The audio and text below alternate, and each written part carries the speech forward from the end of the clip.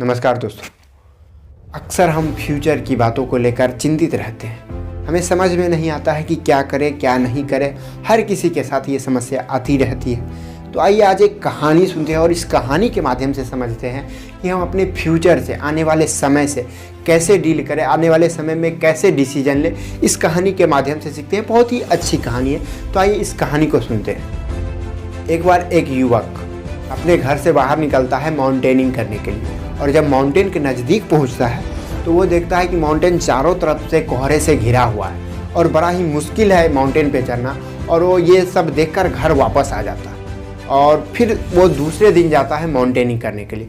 जब दूसरे दिन जाता है तो वो पहले दिन की अपेक्षा आज ज़्यादा ही कोहरा होता है और वो उस लड़के को लगता है कि आज तो बिल्कुल ही इम्पॉसिबल है माउंटेनिंग करना। इस कारण से वो दूसरे दिन भी वापस आ जाता है और अपने घर पे जाके बैठ जाता है। जब घर पे बैठा होता है तो अपने खिड़की से देखता है कि एक बूढ़ा व्यक्ति उसी रास्ते से गुजर रहा है। तो वो आवाज़ लगाता है कि दादाजी आप कहाँ जा रहे हैं। तो बूढ़े व्यक्ति रुकते हैं और बताते हैं कि मैं माउंटेनिंग करने के लिए जा रहा हूँ। तो ये लड़का उस पर बोलता है कि आज तो बहुत ही कोहरा है, घना कोहरा है, माउंटेन बिल्कुल भी दिखाई नहीं दे रहा।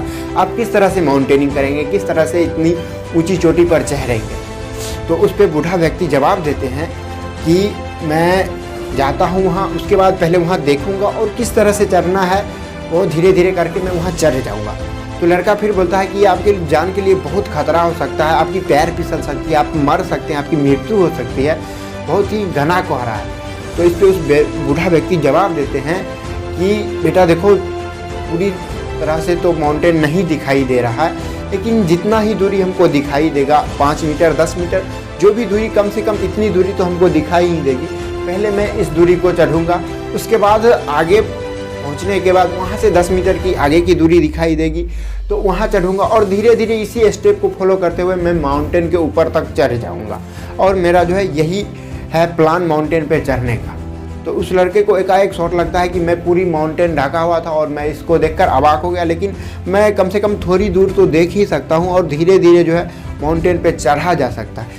दोस्तों, अक्सर हमारे लाइफ में भी ऐसे ही होता है कि लाइफ आगे बिल्कुल ब्लर सा दिखाई दे रहा था कि क्या करें क्या ना करें, कुछ समझ में नहीं आता।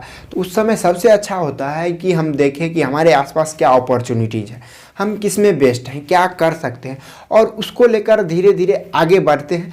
कहीं ना कहीं धीरे धीरे आगे बढ़ने के बाद आगे की चीज़ें दिखाई देने लगती है, जो ब्लर सा होता है वो फोकस में आता है और पता चलता है कि हमारा स्ट्रेंथ क्या है और हम वहाँ तक पहुँच पाते हैं और धीरे धीरे हम कहीं ना कहीं अपने सर्वश्रेष्ठ को पाते हैं। जिस तरह से धीरे धीरे डिसीजन लेने के बाद थोड़ी थोड़ी दूर पर चढ़ने के बाद वो बूढ़ा व्यक्ति जो है माउंटेन पे चढ़ गया, उसी तरह कहीं ना कहीं छोटा छोटा स्टेप लेने के बाद हम अपने जीवन में भी सक्सेस होते हैं। कैसी लगी ये कहानी हमें ज़रूर बताएं और हमारे चैनल पर आकर स्टोरी विथ उज्ज्वल के साथ जो है आप एक सब्सक्राइब कर लें, क्योंकि हर हफ्ते मैं आपके लिए एक मोटिवेशनल बहुत ही अच्छी अच्छी कहानी लेकर आता हूँ। बहुत बहुत धन्यवाद। कैसी लगी ये कहानी ज़रूर बताएं कमेंट में। बहुत बहुत धन्यवाद।